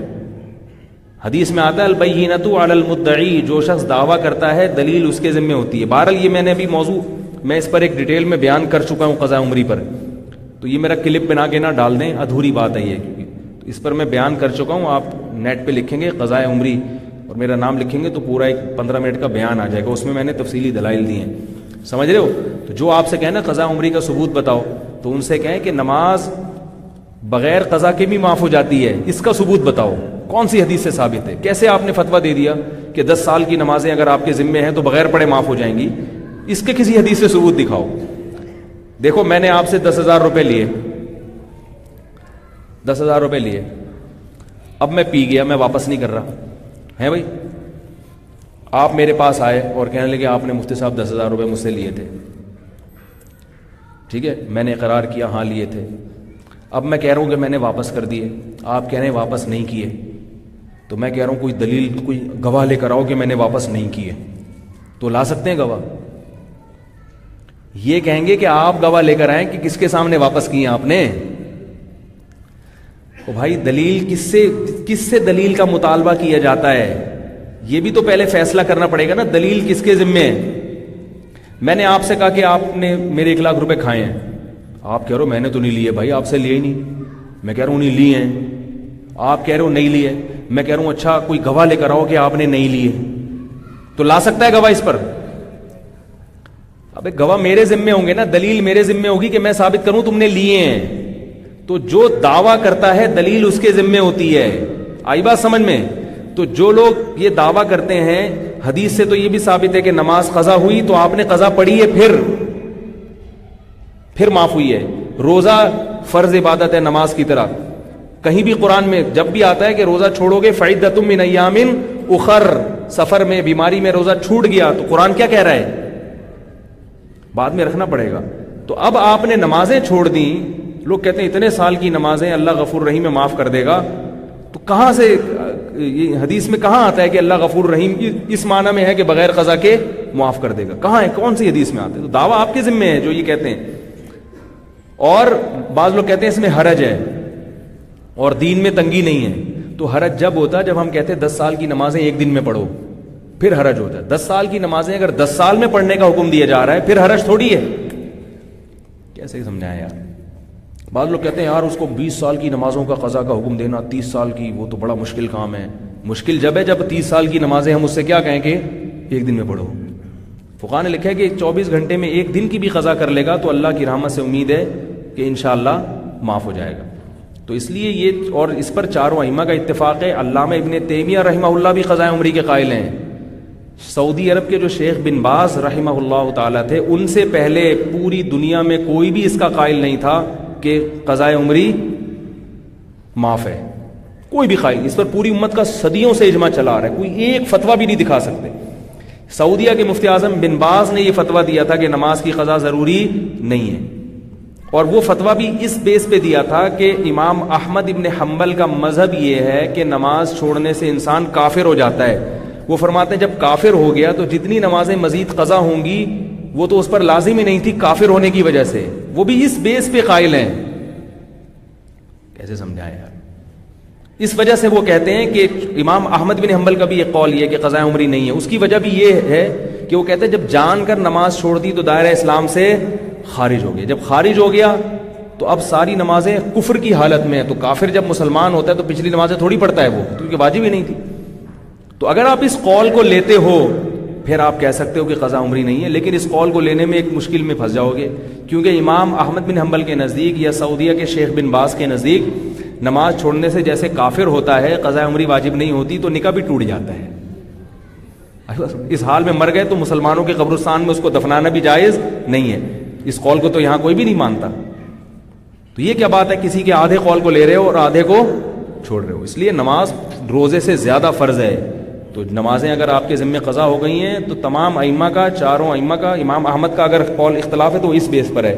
امام ابن تیمیہ رحمۃ اللہ علیہ، جتنے بھی مشائخ گزرے ہیں سب یہی فتویٰ دیتے آئے ہیں. اب یہ 100-150 سال سے شروع ہوا ہے، یا بلکہ چند سالوں سے، کہ قضاء عمری نہیں ہے، قضاء عمری نہیں ہے. اب شروع ہوا ہے. پرانے فتاویٰ آپ کو جتنے بھی ملیں گے اجماع امت ہے اس پر کہ نماز چھوڑ دی ہے، چاہے بھولے سے چھوٹی ہو چاہے جان کے چھوڑی ہو، تو توبہ بھی کرنی پڑے گی اور اس کی قضا بھی کرنی پڑے گی. سمجھ رہے؟ صرف حائضہ عورت کو مستثنیٰ کیا ہے شریعت نے. جو جس عورت کو مینسز آتے ہیں اس کو مستثنیٰ کیا ہے، نفاس اور حائضہ عورت. میرا سوال یہ ہے کہ ہم آپ صلی اللہ علیہ وسلم کو وسیلہ بنا کر دعا مانگ سکتے ہیں؟ بھائی وسیلے کا مطلب کیا ہے؟ اگر وسیلے کا مطلب یہ ہے کہ ہم نبی کو درمیان میں ڈال رہے ہیں اور نبی ہماری بات اللہ تک پہنچائیں گے تو یہ تو غلط بات ہے. اللہ ہماری شہرک سے بھی زیادہ قریب ہے. نحن اقرب الیہ من حبل الورید انتم الفقراء یا ایھا الناس انتم الفقراء الی اللہ، تم سب اللہ کے محتاج ہو، اللہ سے مانگو، اللہ سب کی سنتا ہے۔ قد سمع اللہ قول التی تجادلک فی زوجہا، حضرت خولہ رضی اللہ تعالی عنہ نے اللہ سے دعا مانگی نا کہ جو ان کا معاملہ تھا، تو اللہ فرماتے ہیں ہم نے خولہ کی دعا سن لی، وہاں تو کوئی وسیلہ نہیں بنایا انہوں نے۔ اور اگر وسیلے کا مطلب یہ ہے کہ نبی کا وسیلہ یعنی نبی سے محبت کا وسیلہ، تو یہ وسیلہ بالعمل ہے، محبت بھی ایک عمل ہے نا، اور عمل کا وسیلہ دینا جائز ہے۔ جیسے وہ غار میں 3 آدمی پھنس گئے تھے تو انہوں نے اپنے عمل کا وسیلہ دیا نا، غار کا دروازہ لڑک گیا، بند ہو گیا، ایک نے کہا اللہ مجھے زنا کا موقع ملا میں بچ گیا، ایک نے کہا میں نے اپنے والدین کی خدمت کی، ساری رات کھڑا رہا، اور ایک نے کیا کہا کہ میں وہ کسی پر پیسے بنتے تھے پورا مال لوٹا دیا اس کو میں نے۔ تو انہوں نے اپنے عمل کا وسیلہ دیا اللہ کو، اور اس وسیلے سے اللہ نے ان کے لیے غار کا منہ کھول دیا۔ تو نبی کا وسیلہ کا مطلب اگر یہ لیا جائے کہ اللہ تیرے نبی کا وسیلہ کہ تو ہمیں معاف کر دے، اور نیت یہ ہو کہ ہم اس نبی کا واسطہ دے رہے ہیں، یعنی نبی سے ہمیں محبت ہے، ہمارا تعلق ہے نبی سے، تو اس محبت کا واسطہ، تو یہ وسیلہ بالعمل ہے۔ نہیں آ رہی؟ یہ وسیلہ کیا ہے؟ محبت بھی تو ایک عمل ہے نا، اس کا، تو اس لیے وسیلے کو علی الاطلاق گمراہی کہنا بھی غلط ہے، اور وسیلے کو علی الاطلاق سنت کہنا بھی غلط ہے۔ تفصیل پوچھی جائے گی کہ آپ وسیلہ جب نبی کے وسیلے سے دعا مانگ رہے ہیں تو اس کا مطلب کیا ہے، جب تک مطلب واضح نہ ہو، اور لوگوں کو پتہ ہی نہیں ہوتا مطلب کیا ہے، کہہ رہے پتہ نہیں کیا مطلب ہے، تو جب تمہیں خود اپنی بات کا مطلب نہیں پتا تو یہ تو بیوقوفی ہے نا، جب آپ کو کسی چیز کا مطلب ہی نہیں پتا تو آپ ان الفاظ سے دعا کیوں مانگ رہے ہو بھائی؟ میرا سوال ہے کہ آج سے تقریباً 200 سال پہلے نہ بریلوی تھے، نہ دیوبندی تھے، اور نہ ہی سلفی تھے، تو پھر آج یہ کیا ہے؟ ہم اپنی مسجدیں الگ کر لی ہیں، ایک دوسرے کی مسجد میں نہیں جاتے، امت انتشار کا شکار ہے، ان سب چیزوں کا ذمہ دار کون ہے؟ نواز شریف ذمہ دار ہے ان سب چیزوں کا۔ بھائی دیوبندی بن گئے، بریلوی بن گئے، سلفی بن گئے، ان کا ذمہ دار کون ہے؟ سوال پیدا ہوتا ہے، بہت مشکل سوال ہے۔ تو مسجدیں نہیں بناؤ، مسجدوں کے نام نہ رکھو، میں نے اپنے نام کے ساتھ دیوبندی کا لفظ ہٹایا ہے، ڈی بی لکھا ہوا تھا دامت برکاتہم، میں نے کہا لوگ سمجھ رہے ہیں دیوبندی لکھا ہوا ہے، میں نے وہاں سے ہٹایا۔ اور ہمارے اب اس پہ بھی مجھ پہ بعض دیوبندیوں نے طنز کیا ہے، انہوں نے بولے نام تو ہمارے اکابر کا استعمال کرتے ہو اور دیوبندی کا لفظ ہٹا دیا۔ تو ایسے واٹس ایپ پہ میسج آتے ہیں، بھائی ہمارے اکابر کا یہی طریقہ تھا، وہ اپنے نام کے ساتھ دیوبندی، بولو بھائی نہیں لگے۔ مفتی رفیع عثمانی صاحب مفتی اعظم پاکستان ہیں، کہتے ہیں میں نے اپنے نام کے ساتھ دیوبندی لگا دیا تھا، تو مفتی محمد شفیع صاحب نے وہ لفظ کیا کر دیا؟ ہٹا دی۔ بولے یہ تم کیوں لگائے بھی، ہٹاؤ اس کو۔ ایک آدمی نے کہا مفتی محمود حسن دیوبندی رحمۃ اللہ علیہ بھی تو تھے، ان کے تو نام کا حصہ ہے دیوبندی، تو یاد رکھو ان کے ساتھ دیوبندی مسلک کی وجہ سے نہیں لگا، وہ دیوبند کے رہنے والے تھے اس لیے دیوبندی لگا ہوا ہے۔ نہیں یاری بات، جیسے ہمارے ساتھ کوئی کراچوی لگا دے یا سہارنپور بھی لگا دے تو وہ کوئی مسلک تھوڑی ہو، تو آپ کی لوکیشن کہاں رہتے ہیں آپ، کراچوی، سرگودوی، لاہوری ہوتا ہے نا، مولانا احمد علی لاہوری رحمۃ اللہ علیہ تو لاہور کے تھے وہ، تو یہ مسلک تھوڑی ہے۔ تو وہ ان کے نام کے ساتھ محمود حسن دیوبندی اس لیے لگا ہوا ہے کہ وہ کیا تھے؟ حضرت مولانا اشرف علی تھانوی نے تو یہاں تک لکھا ہے کہ بلا ضرورت اپنے نام کے ساتھ حنفی شافعی بھی مت لگاؤ، سمپل سادہ مسلمان بن کے رہو۔ فرمایا علماء اپنے نام کے ساتھ بحالت مجبوری حنفی لگا سکتے ہیں، بحالت مجبوری، تاکہ پتہ چل جائے کہ یہ فتویٰ جو دے رہے ہیں اس کی نوعیت کیا ہے، تو وہ بھی نہیں لگاؤ، حنفی بھی نہیں لگائیں۔ ہمارے علماء اپنے نام کے ساتھ حنفی بھی نہیں، مولانا اشرف تھانوی بھی حنفی نہیں لگاتے تھے۔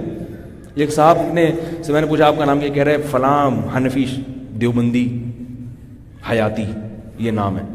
میں نے کہا یہ کون سا نام ہے بھائی، کیا کر رہا ہے بھائی، تو سیدھا سیدھا عبدالستار، عبدالغفار یہ نام رکھو، پتہ نہیں کیا کیا اپنے ناموں کے ساتھ دمیں لگائی ہوئی ہیں پوری۔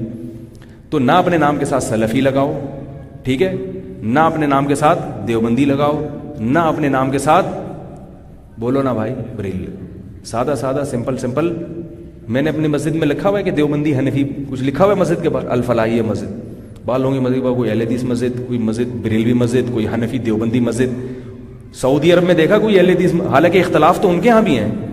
ابھی میں UAE میں رہا ہوں، کوئی ہاتھ چھوڑ کے نماز پڑھ رہا ہے، کوئی ہاتھ باندھ کے نماز پڑھ رہا ہے، ایک امام نماز پڑھاتا ہے، زور سے بسم اللہ پڑھتا ہے اور سورہ فاتحہ پڑھتا ہے، اور فاتحہ کے بعد لوگوں کو وقفہ بھی دیتے ہیں پیچھے فاتحہ پڑھنے کے لیے.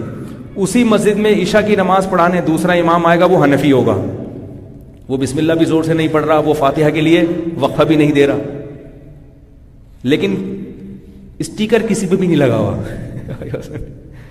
اور کوئی کسی کو چھیڑتا نہیں ہے کہ یہ والا امام ہے, وہ یہ بھی ٹھیک ہے وہ بھی ٹھیک ہے. مقتدی بھی ایسے. میں ابھی 15 دن رہا ہوں عرب ملکوں میں, سعودی عرب گیا, مکہ مدینہ گیا, جدہ گیا, پھر دبئی گیا, پھر شارجہ گیا, ابو ظہبی گیا, پھر العین گیا. نماز پڑھی ہم نے اپنے طریقے سے.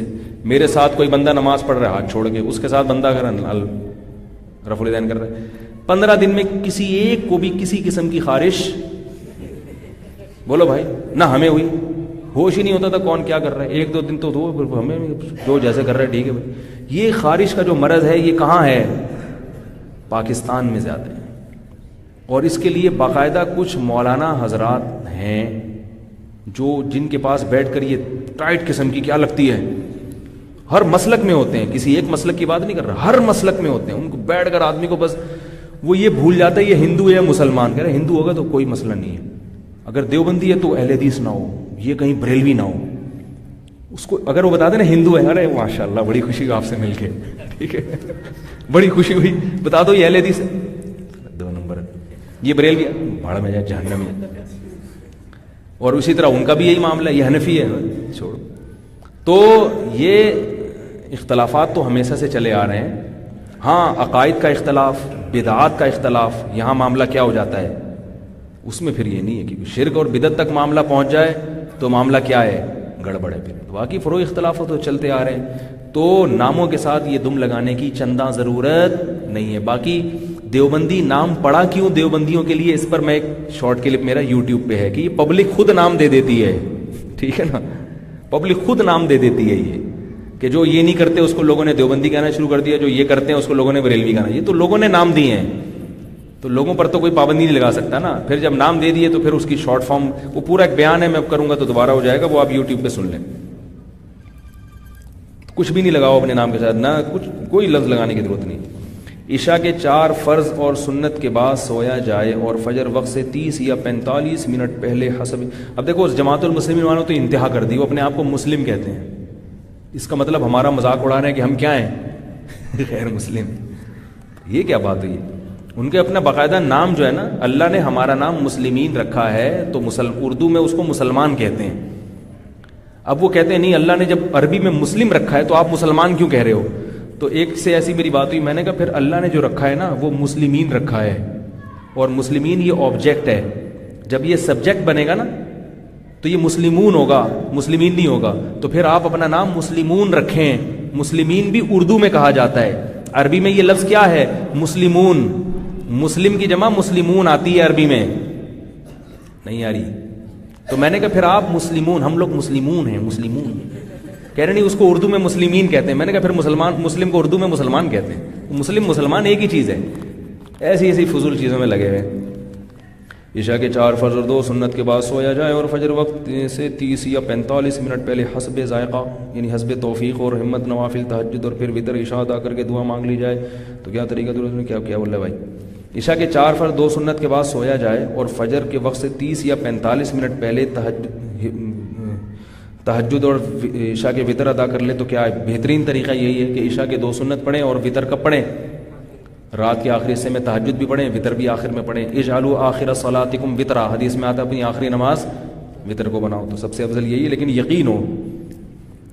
اور تہجد میں آنکھ نہ کھلنے کا خطرہ ہو تو پھر وتر پہلے پڑھیں, سمجھ رہے ہیں. پھر اگر آنکھ کھل جائے تو پڑھ لیں تہجد, نہیں کھلی تو جیسے ہوتا ہی ہوگا, نہیں کھلتی کس کی کھلتی ہے.